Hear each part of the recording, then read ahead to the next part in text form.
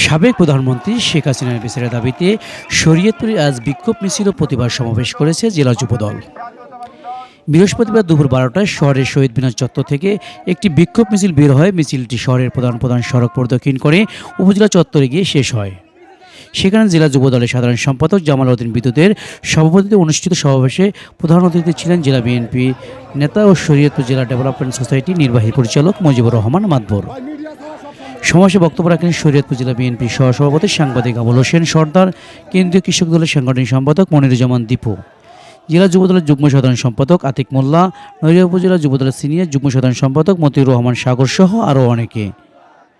সবাই বক্তারা বিডিআর বিদ্রোহ, হেফাজতের আলেমদের নিষ্ঠুরতম গণহত্যা, সাংবাদিক দম্পতি সাগরণীকে নির্মমভাবে হত্যা, ইলিয়াস আলী সহ বিএনপি ও সমমনা রাজনৈতিক দলের হাজার হাজার নেতাকর্মী, সাধারণ মানুষকে ঘুম, খুন, হত্যা, নির্যাতন সহ বৈষম্য বিরোধী ছাত্র আন্দোলনের ছাত্র জনতার উপর নির্বিচারে গুলি করে গণহত্যার নির্দেশদাতা দেশ থেকে পালিয়ে যাওয়া শেখ হাসিনাকে বিচারের দাবি করেন।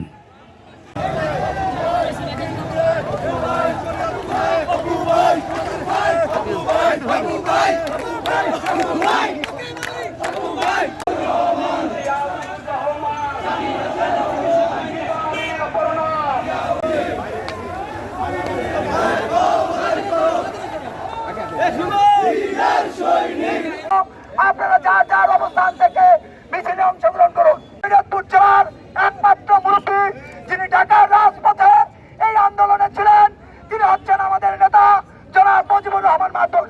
আজকে তার নেতৃত্বে, তার নিয়ন্ত্রণে আমাদের বাংলাদেশ জাতীয়তাবাদী যুবদল কেন্দ্রীয় সংসদ থেকে আজকে আমাদের একটি কর্মসূচি ঘোষণা করা হয়েছে। সেই কর্মসূচি নয় আজকে আমরা এখানে উপস্থিত হয়েছি। আপনারা জানেন, ফ্যাসিস্ট শেখ হাসিনা, খুনি শেখ হাসিনা, তিনি নির্বিচারে ছাত্র জনতাদেরকে গুলি করে হত্যা করেছে, তিনি গণহত্যা করেছে। তার এই গণহত্যার ফাঁসির দাবিতে শরীয়তপুর জেলা যুবদলের হাজার হাজার যুবকর্মীরা আজকে রাস্তায় নেমে এসেছে। তাদের একটি দাবি, শেখ হাসিনার ফাঁসি চাই, ফাঁসি চাই, ফাঁসি চাই। আজকে আমাদের বাংলাদেশ জাতীয়তাবাদী যুবদল কেন্দ্র ঘোষিত শরীয়তপুর জেলার উদ্যোগে এই প্রোগ্রাম। আজকের এখান থেকে আমরা বার্তা দিতে চাই, বিগত 17 বছরের মাফিয়া সরকার যেভাবে দেশ ত্যাগ করেছে, আজকে তার একটি 15ই আগস্টের নামে একটি ষড়যন্ত্রের পায়তারা করছে। আমরা এই জন্য মাঠে উঠেছি তাদেরকে দাঁত ভাঙা জবাব দেওয়ার জন্য। কোনো প্রকারের নৈরাজ্য আমরা বরদাস্ত করব না এবং আওয়ামী লীগকে আমরা মাঠে উঠতে দেব না, দেব না, দেব না। বৈষম্য বিরোধী ছাত্র আন্দোলনের স্বৈরাচার হাসিনার বিচার এবং ফাঁসির দাবিতে যে কর্মসূচি ঘোষণা করেছে বাংলাদেশ জাতীয়তাবাদী কৃষক দল, জাতীয়তাবাদী যুবদল, জাতীয়তাবাদী ছাত্রদল সহ বিএনপির সকল অঙ্গ সংগঠন সেই কর্মসূচির সাথে একাত্মতা ঘোষণা করেছে। যার কারণে আজকে আমাদের এই জমায়েত, আমরা স্বৈরাচার হাসিনাকে অবিলম্বে বিচারের আওতায় আনার জন্য জোর দাবি জানাচ্ছি। বিগত দিনে আমাদের অনেক ছাত্র নেতৃবৃন্দকে হত্যা করা হয়েছে, আমাদের সাধারণ ছাত্রভাইদের হত্যা করা হয়েছে, 4 বছরের শিশুকেও তারা গুলি করে হত্যা করেছে। আজকে এই হত্যা এবং নির্যাতনের পরে স্বৈরাচার হাসিনা দেশ থেকে পালিয়ে গিয়েছে। তিনি পালিয়ে গিয়ে বাঁচতে পারবেন না।